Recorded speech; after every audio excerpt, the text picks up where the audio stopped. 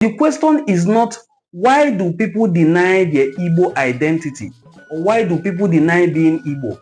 The real question is why does Nigeria make some people feel safer being Igbo outside the borders than within the country called Nigeria where Igbo people are found? That is the national question, not a personal question. This is a question we should answer as a nation.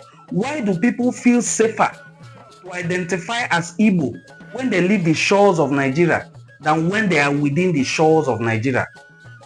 If truly the Igbo people are Nigerians or we are accepted as an entity in Nigeria, why do people feel unsafe identifying as Igbo when they are in Nigeria, but feel safe to do so when they find themselves outside the shores of Nigeria? How safe has the environment of Nigeria made it for people who identify as Igbo to thrive in business, in politics, in culture, in academics? When people identify as Igbo, how safe has the Nigerian government made it for people who identify as Igbo to feel? Do they feel marginalized? Do they feel protected? Because the average Igbo man is always stereotyped and wrongly judged. We are overambitious. We are money lovers. We are greedy. We want to dominate everywhere. We want to take over their land. Those kind of stereotypes. And then the Igbo man, everyone becomes careful or cautious of the Igbo man.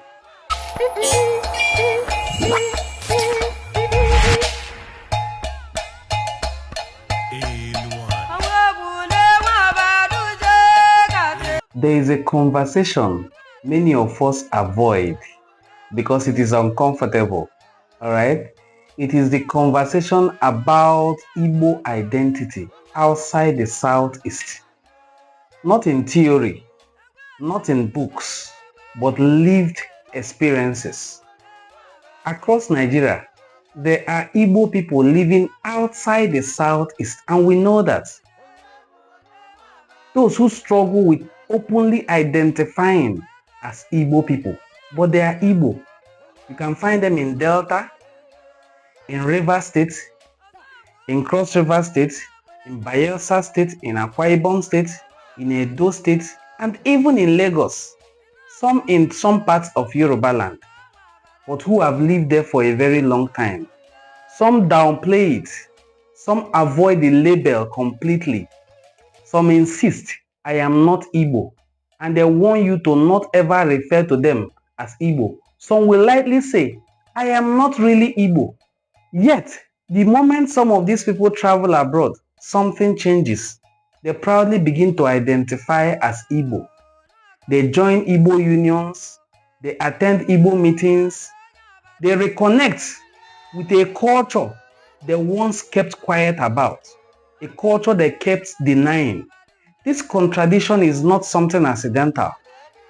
And it is not because people are dishonest. There is something wrong. I think it is because identity does not exist in a vacuum. It exists inside of pressure. We have to be very honest about how this thing plays out in Nigeria. For many Igbo people outside the Southeast, identity is something you calculate. You ask yourself, will this affect how people see me? Will this affect my opportunities? Will this put me at odds with the majority around me or with the people around me? In some places, openly identifying as Igbo comes with stereotypes already attached to it. You are seen as ambitious, as competitive, as politically suspect, sometimes as a disloyal person. This is the burden you will have to bear. So, some people adapt and some fail to do so. They emphasize local belongings instead of ethnic origin. You will hear, I am Eka, I am not Igbo. I am Enuanio, I am not Igbo. I am Ikwere, I am not Igbo. No, we are from Oba, we are not Igbo. We are Hoda, we are Elele. all those kind of tribal associations begin to work. You hear people associate more with their tribe than their ethnic belonging or their ethnic origin. They stress their state identity. Oh, I am from Anambra State. That is even good. You will hear, I am Deltan. I am not Igbo. And this adaptation is not cowardice. It is survival for some people, especially those who were traumatized after the Nigerian Civil War. But the Civil War has ended many years ago. Over 50-something years ago, the Civil War has ended. We have to face reality now. It is correct that according to biological sciences, human beings adjust to their environment to reduce friction. That is biologically very correct. That is not unique to Igbo people alone as well. But the Igbo experience in Nigeria makes this adjustment especially very visible, because people have to openly now deny their ethnic origins just to survive. Now, let's step outside Nigeria together. Once you leave the country called Nigeria, the rules change completely. Nobody abroad cares which Nigerian state you come from. Nobody understands internal Nigerian politics. To them, you are a Nigerian or an African, or even broadly, you are a black man. Suddenly, you gradually begin to feel the local tensions disappear. You are no longer trying to fit into a dominant ethnic space. You are already a minority, and you begin to identify with each other. And then, when people become minorities, they look for familiarity. Listen again. When people become minorities, they begin to look for familiarities. You find yourself in a country dominated by white folks. You suddenly begin to look for a black man. And then luckily for you, you find one who is from Abia State. And you are from Ikwere. He becomes your brother. You find an Ibanke man from Edo State who speaks your version of Igbo language, and you are from Obaland. He becomes your brother. When people become minority, they begin to look for similarities. They begin to look for familiarities. They no longer emphasize their differences. They begin to look out for things like language. They look for shared history. They look for people who understand them without any explanation. That is where Igbo identity becomes visible once again. You hear Igbo spoken proudly and you feel relief. You meet another Igbo person and you feel grounded. So you join Igbo unions. You attend meetings. You even contribute, and then you reconnect with your Igbo friends and brothers. Not because you suddenly discovered your Igbo roots, no. But because the environment finally allows you to express yourself safely without any discrimination, without any thought of marginalization, without any fear of being harmed. But we have continued to preach that you must accept to be Igbo and you must embrace your Igbo identity, regardless of the price you will have to pay for it. Now, this is not hypocrisy, depending on your interpretation, because it is easy to accuse people of hypocrisy. To say, why deny Igbo at home but embrace it abroad? It is easy to say all these things, but that is a shallow reading, and that is even a shallow understanding. Identity is shaped by consequences. Sometimes identity can be shaped by consequences and environment. In Nigeria, ethnic identity is very political, especially the Igbo identity. It is loaded. It is more than you can think of. It can limit or expose you to harm. Sometimes this forces people to deny or become adamant about their ethnic identity, even if they know they are Igbo. Outside Nigeria, ethnic identity is cultural, it is emotional, it is harmless. But in Nigeria, ethnic identity is very harmful. It can limit you, it can also open the way for you, depending on where you are found. So for people, they respond accordingly, depending on how grounded they are, depending on how strong-willed or how determined they are to stand strong even in the face of discrimination. What this tells us is something very important that we must pay attention to. The problem is not that Igbo people outside the Southeast do not value their identity.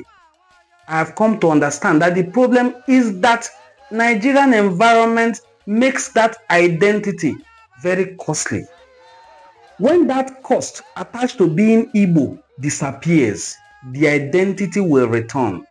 Why will Ndi Igbo continue to pay a price for being Igbo? There is also an emotional side we don't really talk about enough. Many Igbo people outside the Southeast grew up negotiating their belonging, negotiating their identity.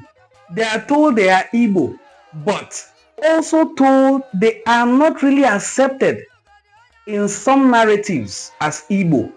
They are reminded that they are not really fully Igbo. So they exist in between sometimes. They exist in duality. True Igbo is for one space. Not Igbo enough is for another space. For the Southeast Igbo people, they feel he or she is not Igbo enough. Then for his own people, if he acts Igbo, he is acting too Igbo. Just like I am referred sometimes. They say I am acting too Igbo. Then I am losing my own Enuani cultural identity. But I laugh. The Enuani identity is an Igbo identity. So there's nothing like being too Igbo about it at all, or losing it. In fact, it is by showcasing it that I embrace it the more. But that in-between space creates something that is called silence. And silence creates identity confusion. Abroad, that confusion fades because nobody questions your ancestry. Nobody asks you to analyze or explain yourself. How are you Igbo? You are simply allowed to be who you are. I am Igbo. When you say it abroad, that's enough. There's nothing like how are you Igbo or how Igbo are you. I am Enuani, but I am Igbo. Once I vanish from Enuani here now to find myself in Germany, in Paris, any part of the world, I am Igbo. Maybe among our brothers we are discussing, they can ask, which part of Igbo land are you from? I can now say, I am from Enuani, I am from Ubuluku, the Igbo people in Delta State. Very simple. This identity crisis has consequences. That is the sad part. A people unsure of how openly they can identify cannot easily unite. Unity requires safety. If we must unite, we must feel safe. It requires the freedom to say, this is who I am, without calculation. When I say, I am an Obolo man, and I speak my version of the Igbo language, it should be accepted widely. Until Igbo identity feels safe everywhere in Nigeria, not just in the Southeast, this tension will remain from generation to generation. And it affects politics, it affects culture, and it affects intergenerational relationships and transmissions of cultural practices.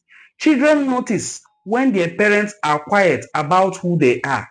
When a parent or when parents don't freely express their cultural identity, the children know, and they raise question marks about their own identity. Because if a father or mother doesn't confidently express his or her cultural identity, how then do you expect the children to freely express theirs? The diaspora experience teaches us something very powerful. Igbo identity does not disappear. It adapts. Igbo identity does not disappear. It adapts. It goes quiet when pressured. It speaks when protected. That is the Igbo identity. So the question is not, why do people deny their Igbo identity? Or why do people deny being Igbo? The real question is, why does Nigeria make some people feel safer being Igbo outside the borders than within the country called Nigeria, where Igbo people are found? That is the national question, not a personal question. This is a question we should answer as a nation. Why do people feel safer to identify as Igbo when they leave the shores of Nigeria than when they are within the shores of Nigeria? If truly the Igbo people are Nigerians or we are accepted as an entity in Nigeria, why do people feel unsafe identifying as Igbo when they are in Nigeria, but feel safe to do so when they find themselves outside the shores of Nigeria? How safe has the environment of Nigeria made it for people who identify as Igbo to thrive in business, in politics, in culture, in academics? When people identify as Igbo, how safe has the Nigerian government made it for people who identify as Igbo to feel? Do they feel marginalized? Do they feel protected? Because the average Igbo man is always stereotyped and wrongly judged. We are overambitious. We are money lovers. We are greedy. We want to dominate everywhere. We want to take over their land. Those kind of stereotypes. And then the Igbo man, everyone becomes careful or cautious of the Igbo man. Why do we feel safe to identify as Ndi Igbo, white Pizie in Nigeria, than we feel by the non-Obodo Igbo Nigeria? This is the question I will want every right-thinking Nigerian and an Igbo person to answer. This conversation is not about blame. It is about understanding how environment shapes identity. Understanding why silence does not mean absence. Understanding that many people are simply navigating complex realities in life. If truly we want Igbo unity, we must create safe spaces where identity does not feel like a liability, but an asset. Where identity does not feel like a burden for people to carry. Because the truth is simple. Wherever Igbo people feel safe, they remember who they are. Just like the examples I have cited in this video. And wherever they do not feel safe, you find them being silent, or they learn to hide their identity, which is wrong and which is what we are preaching against. The Igbo people must be made to feel safe. It must be safe for people to identify as only Igbo. The discriminations attached to being Igbo must be dropped. I will expect to see your comments in the comment section. If this is your first time of also seeing our videos, this is Enu Cultural Forum, and here all we do is to promote the rich cultural heritage of the Igbo people. Kindly like this video, comment on it, share it to your audience, and I will see you in my next video. Thank you. Bye-bye.